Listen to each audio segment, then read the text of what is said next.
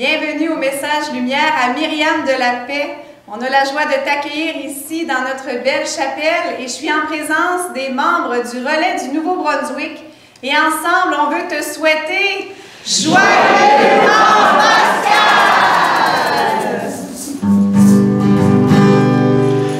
Alléluia, tu es vivant. Alléluia, Jésus sauveur. Alléluia, je veux chanter. Alléluia, car tu es suscité. Dans tous mes combats, tu es vainqueur. Tu m'envies mes pas au bon pasteur. Dans le déni, je n'ai pas peur. Seulement ne te pas libérateur. Alléluia, tu es vivant. Alléluia, Jésus sauveur. Alléluia, je veux chanter. Alléluia, car tu es suscité.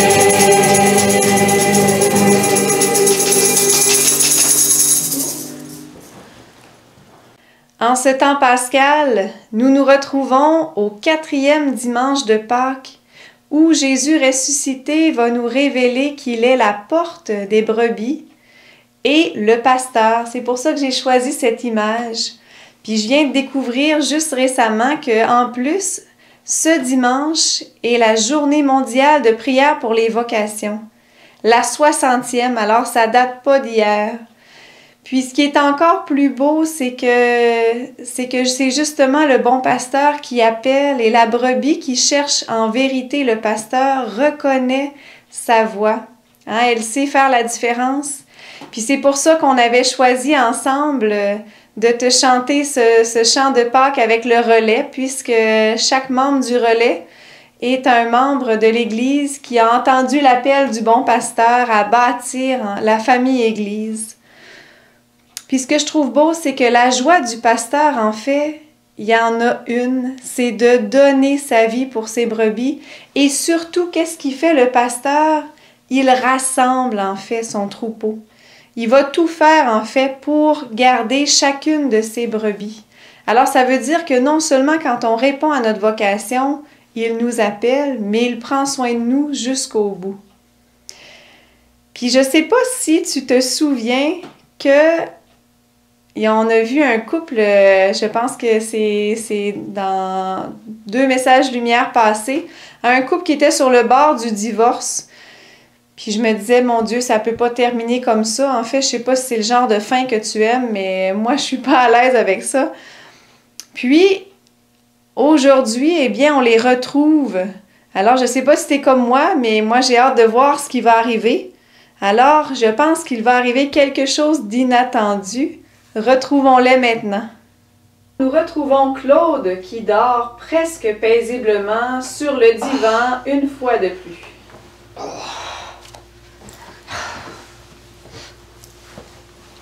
Oh, Seigneur! Quelle nuit! Depuis que je couche plus dans notre lit, là. Ah, que c'est horrible! J'ai mal partout, dans le dos. Va! Où est-ce qu'il y a mes papiers de divorce, là, que je finisse ça, là?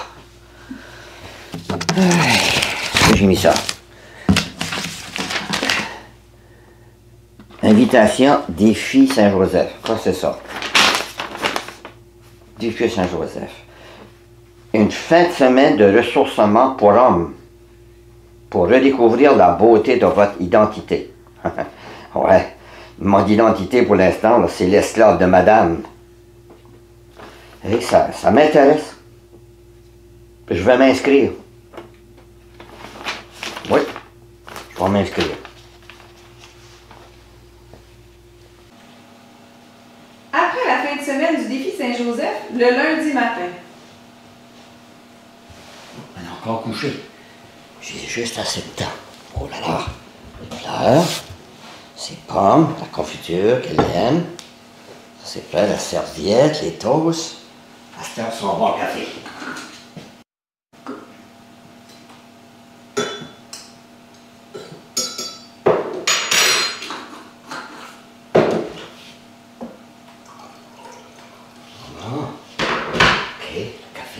fleurs. Les toasts, tout est plein. Ah! Mes poubelles, ah oui, mes poubelles. Vous allez mettre ces poubelles.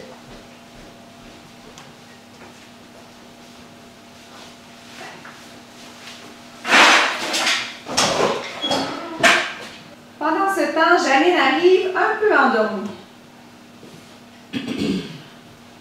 Oh, ça sent bon. Ah, mon café, le café est prêt. Mon café préféré, ma grosse tasse. Spécial aussi. Le grille-pain, les toasts. Non, mais qu'est-ce qui se passe? Des fleurs. Ça, c'est mes fleurs préférées. Les toasts, je comprends pas, là. Il y a quelque chose qui est pas... Peut-être que c'est certainement pas mon mari qui a apporté ça, là. Il serait pas assez intelligent pour penser à toutes ces belles choses-là pour me faire plaisir. Hein. Peut-être. Peut-être c'est maman. Ou peut-être mon fils.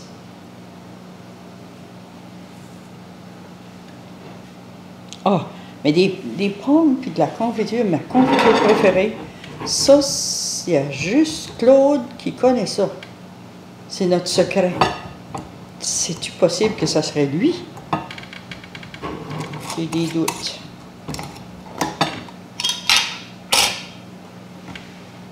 Ça, c'est louche, ça, là. Il doit y avoir quelque chose à se faire pardonner, là.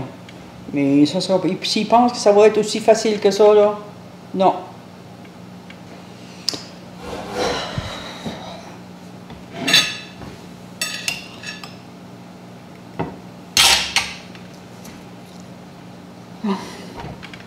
C'est si bon. C'est si bon. Si seulement ça pouvait être vrai.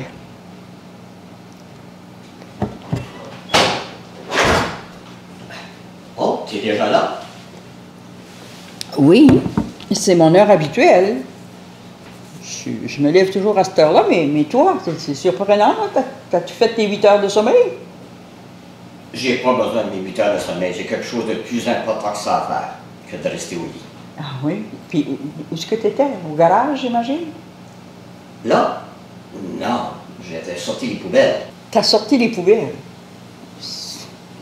C'est quasiment impossible. C'est comme un rêve, là. En tout cas, réveille-toi, Janine, ça doit pas être vrai. Est-ce que tu sais si ma mère ou mon fils est venu, notre fils, là, est venu hier? Parce qu'il y a plein de choses de nouveau dans la cuisine. Je comprends pas d'où ça vient, là. Non, c'est un coup de vent d'amour qui a passé.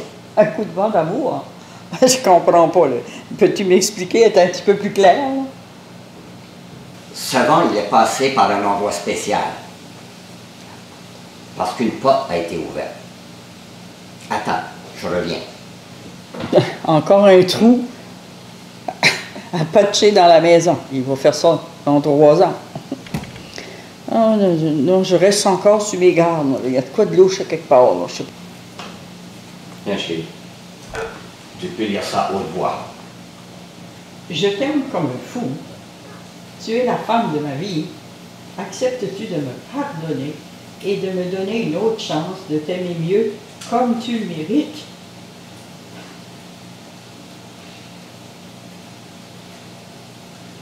T'es malade, là. T'es fou, là. Lève-toi, là. Oui, malade d'amour pour toi. Depuis que j'ai été guéri de mon aveuglement. Mais comment c'est possible? Explique-moi. Ben, je vais te raconter lorsque tu vas revenir du travail. Ah non. Moi, je suis aussi malade que toi, là. J'ai pas eu la même maladie, là. Je veux que tu me racontes. Je vais appeler mon patron, je vais appeler malade, puis on va se parler, faut que tu m'expliques. Faut que je comprenne. On a beaucoup de rattrapage à faire. Ouais. OK. Une seule phrase que j'ai dit dans l'Évangile. Moi, je suis la porte, mes brebis écoutent ma voix. J'ai entendu sa voix et je lui ai ouvert la porte de mon cœur. Et c'est là qu'un vent puissant d'amour est entré dans mon cœur. Et tout a bousculé. Depuis, tout a changé en dedans. puis ça changeait en dehors. Parce que moi, je veux vraiment reconnecter avec mon mari, puis le mari que j'ai tombé en amour avec. On a vraiment du rattrapage à faire, oui. Il faut se parler, puis il faut recommencer. Je suis d'accord.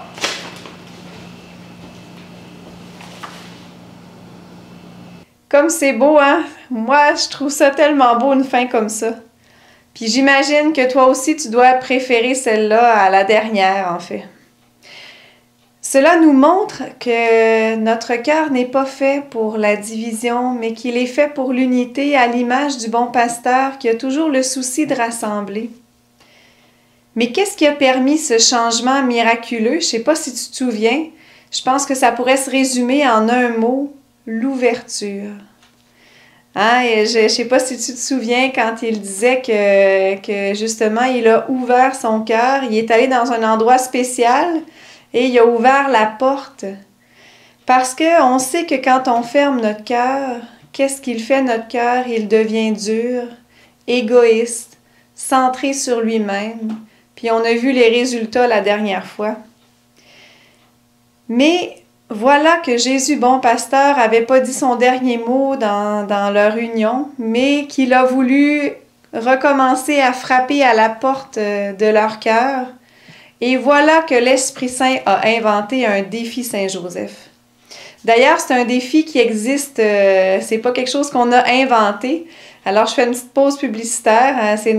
Claude a eu la chance de participer à la 3e fin de semaine de défi Saint-Joseph. Puis on voit vraiment les fruits. Claude est revenu transformé de sa fin de semaine, puis bien d'autres hommes aussi, et les femmes en sont bien heureuses. Alors on voit comment c'est important de redécouvrir la beauté de notre identité. Mais ce qui est beau, c'est que c'est au contact de l'amour, en fait, qu'on retrouve notre être profond. Et surtout qu'on redécouvre qu'il est important d'entrer à l'intérieur, mais surtout de laisser entrer le bon pasteur à l'intérieur de notre cœur. C'est donc le souhait que je te fais aujourd'hui. Ouvre ton cœur et laisse-toi toucher par la bonté du bon pasteur, par son amour infini pour toi, pour qu'il puisse transformer en toi, je dirais, ce qui est raide, ce qui est froid, ce qui est égoïste, replié, fermé, méfiant, insécure. On peut nommer, en tout cas, je pourrais continuer la liste parce qu'on sait combien sont nombreuses les conséquences quand on ferme notre cœur. Parce qu'il te connaît, le bon pasteur, et surtout qu'il veut que tu sois heureux, heureux avec toi-même, heureux avec lui, mais surtout qu'il rêve de te voir heureux en communion avec les autres. N'est-ce pas le grand désir qui est marqué au fond de notre cœur? Alors, donne-lui donc la chance de le faire dans ta vie, comme il le fait dans la vie de Claude et Janine.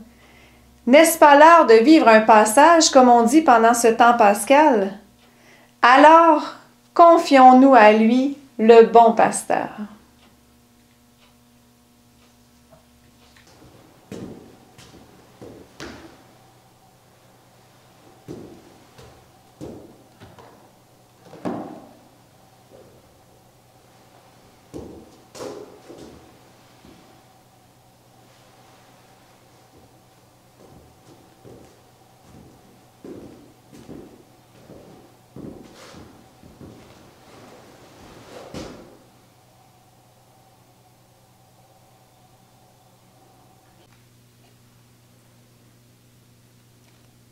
Jésus, bon pasteur, toi qui es là dans l'Eucharistie et qui nous rassemble présentement, tu nous appelles chacun par notre nom et tu nous connais, Jésus.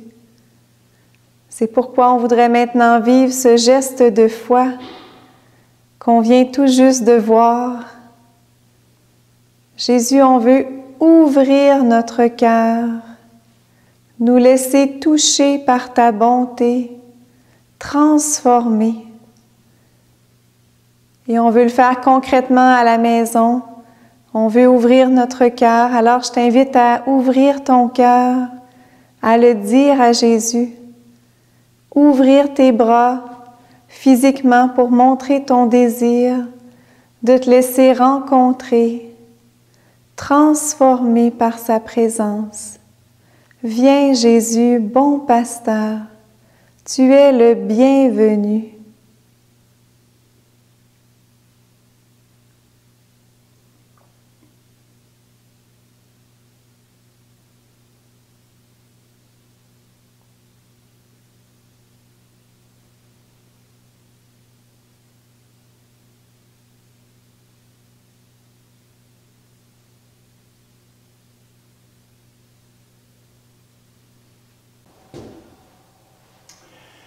Seigneur Jésus, c'est le temps de la résurrection, c'est le temps pascal. Trouve cette bénédiction, Seigneur, remplit nos cœurs de la vie des enfants du Père. Renouvelle la grâce de notre baptême et fais de nous des disciples au cœur de feu. Par Jésus, ton Fils, notre Seigneur. Amen.